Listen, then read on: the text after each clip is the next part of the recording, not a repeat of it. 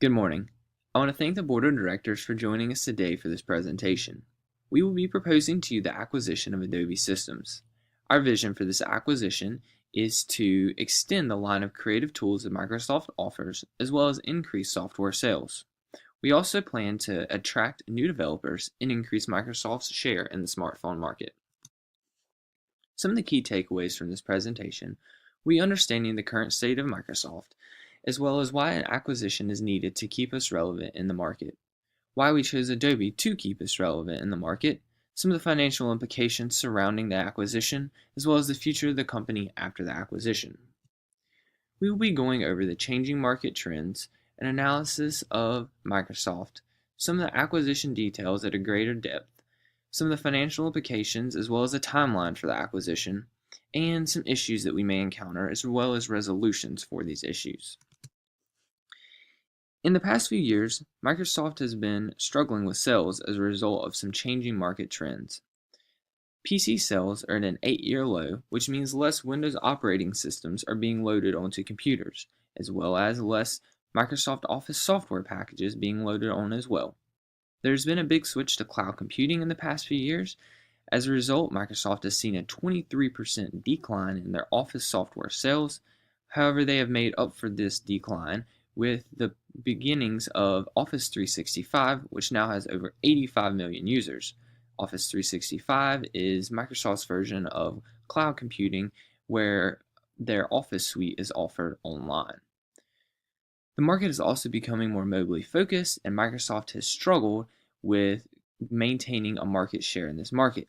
They're facing stiff competition with Apple products, and as a result has seen a 71% decrease in phone revenues in 2016. With all of these market trends changing at the same time, Microsoft has struggled to stay relevant in the market, and an acquisition would help them stay relevant. On the left, we can see that in the past 4 years, there's been a steady decline in the PC sales, and the future projections show that this decline will continue.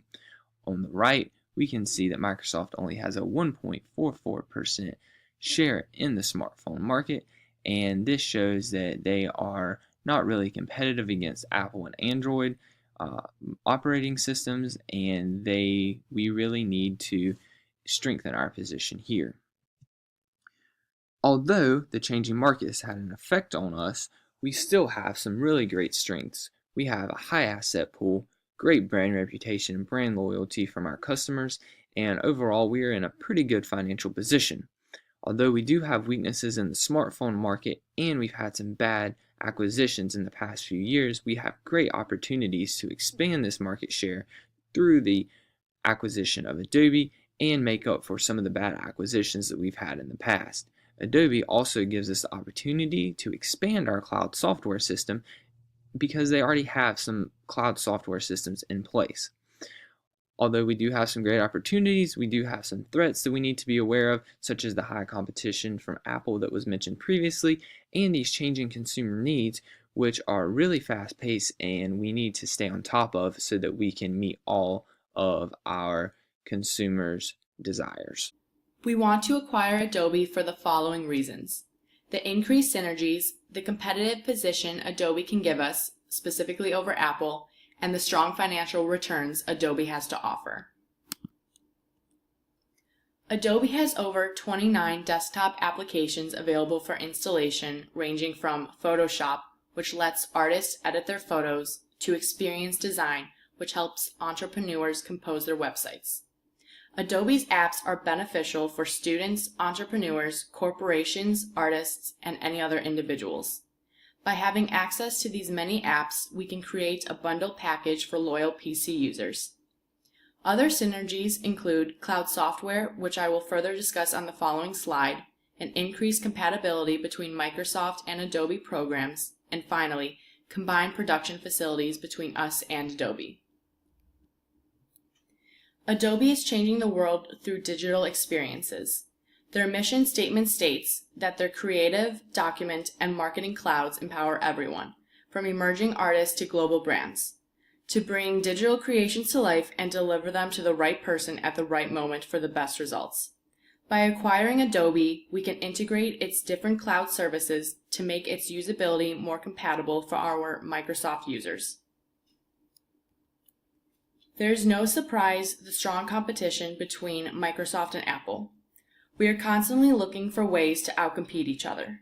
Recently, our two enterprises have been in arms race to create brand new next-generation computing devices that combine the best of the smartphone and the app ecosystem with the versatility of a laptop. Adobe's apps are exactly the type of technology we need to challenge Apple. Apps such as Acrobat Pro, the app which allows users to create, edit, and sign PDF documents, can be synchronized and shared on any tablet, smartphone, or desktop, making it extremely accessible for any individual to finish imaginative projects anywhere. Another competitive advantage Adobe has to offer is Adobe Connect. Adobe Connect is a web conferencing tool that offers immersive online meeting experiences for collaboration, virtual classrooms, and large-scale webinars. Once again, this app offers access across different devices, which will help us outcompete Apple. As Microsoft, we do currently own Skype for Business, another web video conferencing tool, but Skype requires an installation for every user, whereas Connect does not. Adobe Connect also has more functions, more secure communication, and the ability to build custom applications while running a Connect meeting. Finally, Adobe's positive financial outlook will produce high returns for us. In the graph provided, you can see Adobe's strong financial performance over the past 5 years. Adobe has attractive profit margins, and its revenues and net income have continued to increase in recent prior years. Adobe totaled $1.68 billion in revenue in its first quarter in 2017.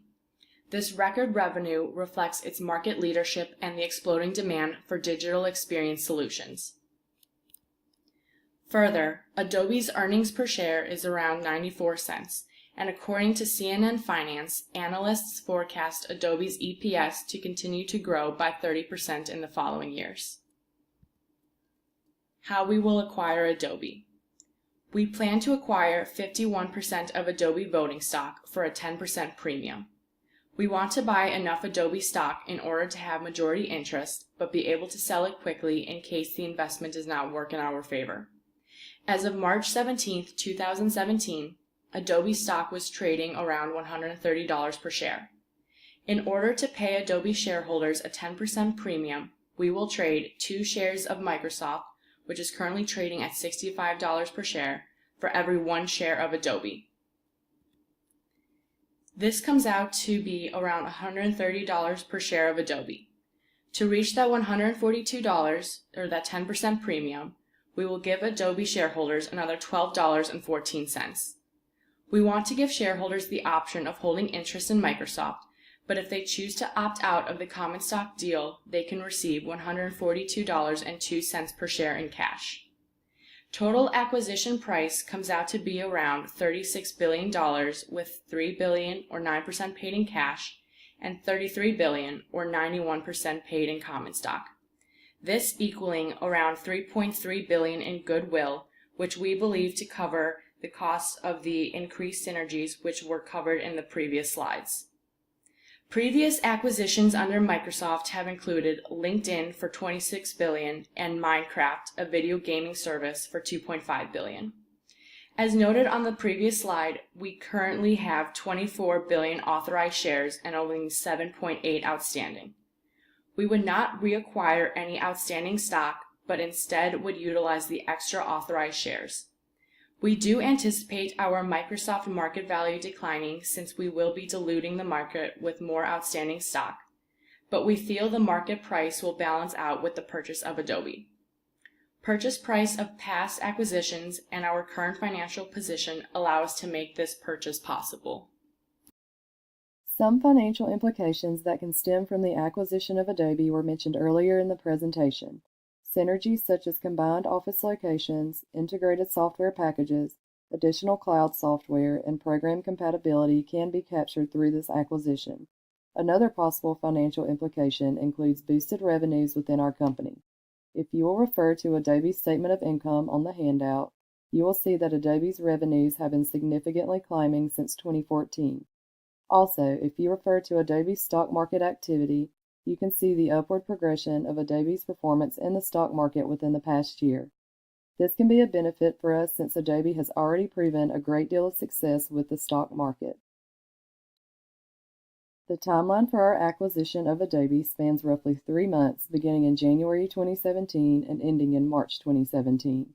In January, we will perform a preliminary review of Adobe in order to decide if the acquisition is worth moving forward with before too much time is invested. This is followed by evaluation of Adobe in mid to late January. In early February, negotiations for the acquisition will begin, followed by a more in-depth due diligence analysis of Adobe. February is wrapped up with the financing stage of the acquisition. Finally, closing activities begin in early March with the concrete acquisition date being March 17, 2017. Issues stemming from accounting for the acquisition are as follows. Adobe will remain as a separate entity after the acquisition as the superior quality associated with the brand name has already been established. Because we have a sufficient supply of cash and common stock, as was discussed earlier in the presentation and as referenced on Microsoft's balance sheet, we will acquire Adobe as a one-step acquisition. No inter-entity transactions will occur between the companies after acquisition, as there are no products that will need to be exchanged internally. Due to the rapid fluctuations in technological assets, we will value Adobe's assets at the fair market value rather than at Adobe's book value following acquisition. Also, it should be noted that any direct combination costs relating to the acquisition, such as legal fees, should be expensed as incurred, while any stock issuance costs should be recorded as a reduction in additional paid-in capital. As mentioned before, Adobe has had consistent revenue growths in the past few years, and financial analysts do not expect it to slow down. By acquiring 51% of Adobe's equity, and therefore gaining a majority vote for all major decisions in the business, we believe this acquisition will bring a great growth to Microsoft and Adobe's profits in the future. Post-acquisition, we'll be able to combine Microsoft's and Adobe's products and create a unique and valuable package for businesses around the globe. We believe this new product has potential to be a driving force in future profits and put Microsoft in a position to better compete with its competitors in the business software industry. As shown on the graph provided by CNN Money, analysts predict more growth for Adobe in the next coming years than it has seen thus far. This proves that by acquiring and essentially investing in Adobe alone, Microsoft could potentially have a payback period of only 5.84 years if sales growth trends continue. Further, Microsoft's initial cash investment of $3 billion would be returned in the first year of investment, 2017. By incorporating the potential of a new software bundle combining Microsoft and Adobe's standalone products, it is possible that Microsoft regain their initial investment even sooner. Though we believe Adobe and Microsoft are a good strategic and organizational fit, there are bound to be some inherent problems that arise throughout the acquisition process. In most acquisitions, a major issue is synchronizing information systems for reporting and functionality purposes. For example, if Microsoft is using SAP and Adobe is using another accounting information system, consolidating financial statements and storing and accessing information across companies would be difficult. If Microsoft and Adobe created a bundled product, as mentioned earlier, it is necessary that both companies operate the same sales software system in order to sell the customers proficiently, as well as have a CRM software to hold all combined past and present customers. A second potential issue in acquisition is the probability of disconnected perspectives. With so many professionals involved in the acquisition, such as accountants, financial analysts, the board, officers of the company, marketing, and sales executives, among others, it is easy to see how there can be a disconnect between parties of what the purpose and goal of the acquisition is for both parties. Lastly, in acquiring Adobe, Microsoft may run into issues regarding unresolved expectations down the road. During the negotiation process, Microsoft and Adobe may agree to disagree on some topics in order to avoid unpleasant discussions or keep the process moving swiftly. It is important that these disagreements, if essential to the strategy of the acquisition, are resolved before the process is complete. Ambiguity is useful in negotiations, but Microsoft must be sure not to let the use of ambiguity cause greater problems and incorrect expectations down the line. In order to mitigate the issue of synchronizing information systems, Microsoft and Adobe should determine the appropriate system to use early in the acquisition process. This is an important issue that can make or break a successful acquisition. Microsoft has experience in acquiring companies and therefore most likely has a system in place that Adobe will need to adapt to. That being said, Microsoft should discuss this early in the acquisition process and make sure Adobe has the appropriate resources to implement the system quickly. Regarding disconnected perspectives, we believe top executives should take an active role in the acquisition of seeing and creating harmony throughout the process. These executives should be able to take a step back, understand the broad reasoning behind the acquisition, and remember that although each accountant and financial analyst play a crucial role in their process, they are only in individual parts of the entire acquisition. Further, Microsoft should allow the leader, who will be managing Adobe, to take part of the acquisition process so he too can see the broad strategic perspective.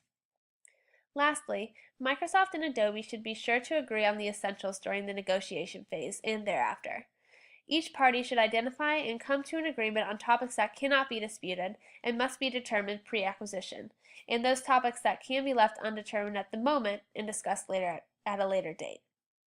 This will keep the negotiation and acquisition process from slowing down, though still efficient in conveying purpose and strategy. Finally, in assuring our target shareholders will accept our offer of acquisition, our team has determined 4 benefits for accepting: the 10% premium, Microsoft's brand reputation, and Microsoft's strong financial position. With the 10% premium, Adobe shareholders would make $12.91 more per share than without.